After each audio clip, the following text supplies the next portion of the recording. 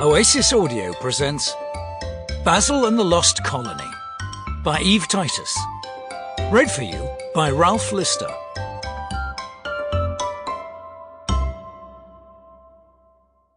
For Mr. Vincent Starrett, Dean of Sherlockian Scholars. Chapter 1. Ambushed. An arrow with strange markings was the clue that sent Basil of Baker Street scurrying off to Switzerland in search of the lost colony. Some mice claim that the sealed mousehole mystery best displayed Basil's genius. I beg to differ. The case of the lost colony was clearly the most extraordinary exploit of this extraordinary detective. Did it not take him to another land, to lead an expedition of 32 mice up a towering mountain? Was he not pursued by Professor Ratigan, sinister ruler of the mouse underworld? And what of the shaggy mouse?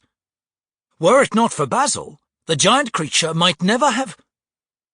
But I fear I am scampering ahead of my tale. It all began in London, England, on a chill April afternoon in the year 1891. I, Dr. David Q. Dawson, sat alone before the fire. The cosy flat Basil and I shared was in the model mouse town of Holmested, erected on a high shelf in the cellar of Baker Street, number 221B. Above stairs lived Basil's hero, Mr. Sherlock Holmes. There my friend learned all his detective lore by listening as the great man discussed his cases with his associate, Dr. Watson. It was not surprising, therefore, that Basil came to be called the Sherlock Holmes of the mouse world. This afternoon he prowled the streets of London, tracking Professor Ratigan's gang. He had jailed all but the professor and 2 gangsters. Suddenly I heard unsteady steps on the stair. Could it be Basil? I flung the door wide. It was he. Face scratched, clothes torn, he staggered inside. "Ambushed! Ambushed by a starving Siamese!" His whiskers twitched.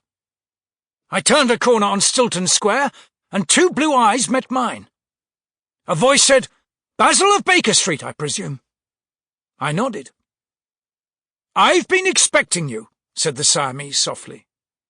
Then it sprang. But I sprang faster, down through a crack in the pavement. Back and forth above me moved the kitten's claw. "This cat-and-mouse game is not for you," I told myself. I raced along Underground and climbed up on James Street. But the Siamese spied me. "My dear doctor, have you ever seen a kitten coming toward you at a full gallop? It's a sight I would sooner forget." He sighed and sank back in his chair.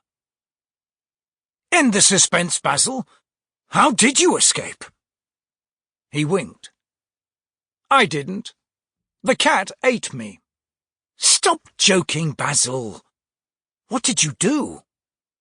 "Dawson, I am always prepared for emergencies. In my pocket was a packet of catnip. I tore it open, tossed it at the monster, and fled. Clearly, the cat preferred catnip to mousenip, else I should not be here to tell the tale." His eyes narrowed to slits. "That ambush was arranged.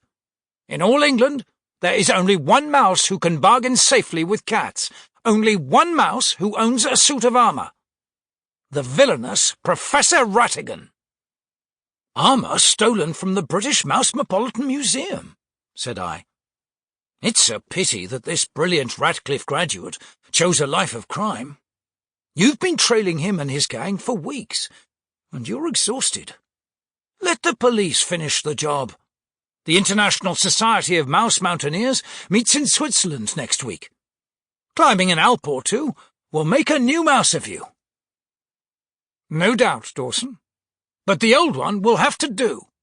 I'll not leave London until Ratigan is behind bars. Meanwhile, I shall seek relaxation." Sample complete. Ready to continue?